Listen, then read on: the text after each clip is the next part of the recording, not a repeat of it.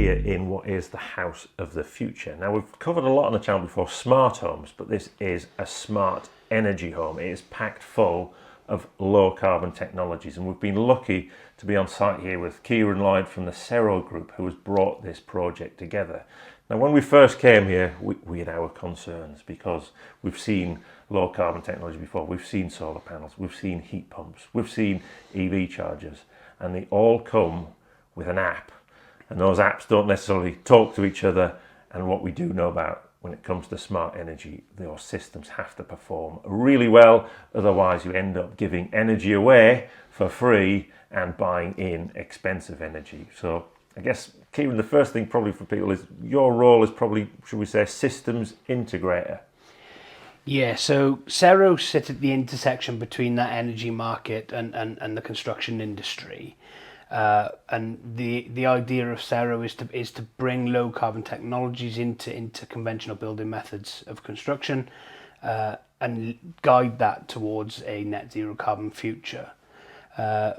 Our approach is to integrate all of those technologies so it's a customer friendly approach to that in a single app. Yeah, so you take care of the pain points for the customer. Absolutely. So Sero's ethos is to save that customer time, effort and money. And the way that we do that is by optimizing their energy usage for them on their behalf. Okay, so if you weren't there, I think in these conventional systems, the customer would then have to think, well, when do I buy energy? When do I store energy? When do I save energy?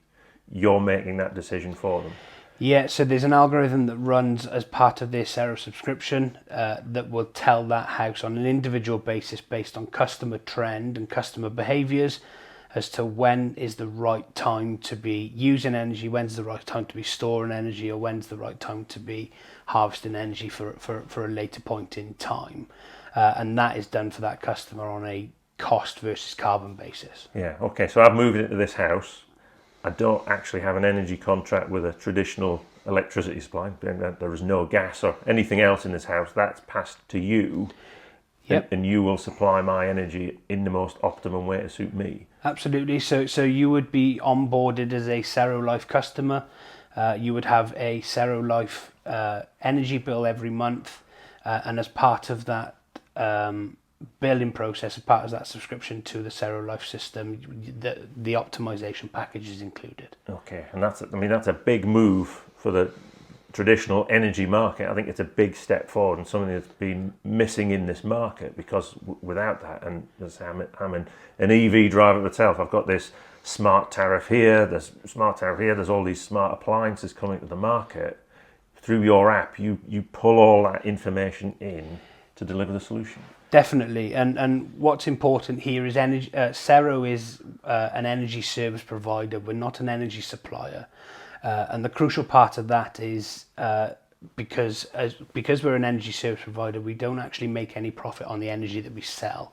So that incentivizes Sero to sell that energy to the customer at the lowest possible price, with the least possible carbon impact to the environment. Okay, now we've seen this house is jam-packed with all of the buzzwords we hear out there at the minute that everybody's going to have to be fit. We've got ground source heat pump, we've got solar, we've got battery storage.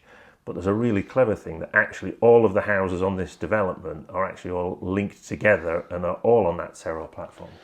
Yeah, so Sero have installed throughout each house here what's known as an IES system, which is an intelligent energy system. And as part of that, they have a Sero B, which is what we call a building energy engine. And that does the optimization for each property at a granular level.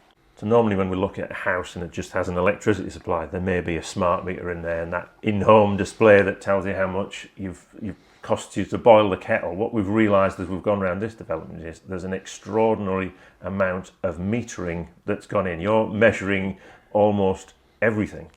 Yeah, so we measure the whole home energy supply via the SMETS2 meter at the front, and then we also break that down then into regulated and unregulated energy use. We also capture PV production and the heat pump usage. As part of that heat pump usage, that's further broken down using heat and flow meters to capture space heating and hot water. And the reason for that gives us a really granular view and a really good understanding of how energy is used and distributed throughout these houses. Yeah. So is this part of your learning process to carry on developing and building the system? Yeah, for sure. So this one is the first development that we've partnered with Pobble on and rolled out at scale.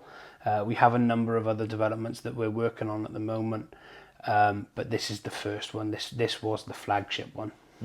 So when you're doing that, I mean, obviously we talk about all this change that needs to go on in the construction industry. What's been the challenges of sort of selling your system into what is quite a conservative industry? The challenge has been really rewarding. So whilst it has been challenging, it's been really encouraging, the uptake that we've had off the back of the work that we're doing. And it's showing people, being able to show people with the enhanced monitoring, with the enhanced level of visibility, showing the benefits of a low carbon future. But then obviously there's the developer side of it. Customers, we've seen customers where they've moved into these sort of houses that are packed full of technology and they're almost abandoned. They end up with apps they don't know how to operate, and within a few months or years the whole system's out of control. They've got things switching on when they shouldn't. They're using energy wrong. What's been the sort of the viewpoint of the customers who've moved into these houses? It's been really positive, and that's largely down to the fact that Sero has been involved in the build, but we also maintain that relationship post build. So all of these customers are Sero Life customers in terms of their energy supply, and they have that comfort and the reassurance that Sero are not going away, because we have that relationship with them in terms of their energy supply. So if they do have any issues, or they have any technical difficulties or things that they don't quite understand, then we have an excellent customer service team that are able to assist and help them along the way. So this is also an interesting project in terms of all the houses coupled together. You've got all that data. Is that available as a sort of energy asset to help with some of those things we hear in terms of grid services? So it can be, yes, it can be used in that way. There's ways and means that you can actually aggregate the whole systems together and turn them into sort of virtual power plants to assist the network or assist that grid in times where they are oversubscribed or undersubscribed in terms of energy use. For example, there was a large sum of money paid out last year from the grid where they had to turn off renewable generation at times where there wasn't the demand on the grid for that. The benefit of a company like Sero is, instead of turning off at a time where it's the right time to be generating that energy, we have the ability to aggregate these houses together and understand exactly how much energy that we can use at a time where the grid needs us to use it.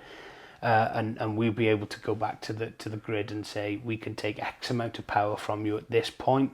And what that would do then is we could pass that through to the customer, and that might be charging an electric vehicle, it might be heating their hot water, it might be heating their home, or equally filling their battery.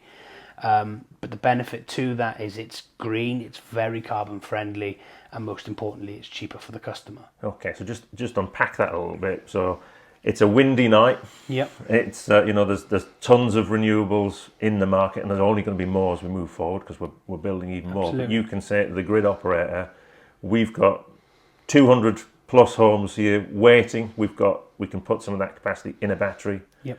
Into ground source heat pump or into the car. Yes. Yeah.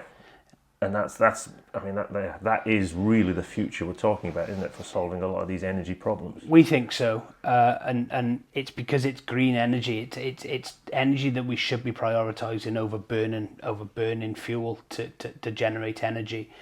And the way that we think of it is, if we can't use that energy whilst it's being generated, then we're going to have to burn fuel or burn fossil fuels to get that energy when there's a demand for it.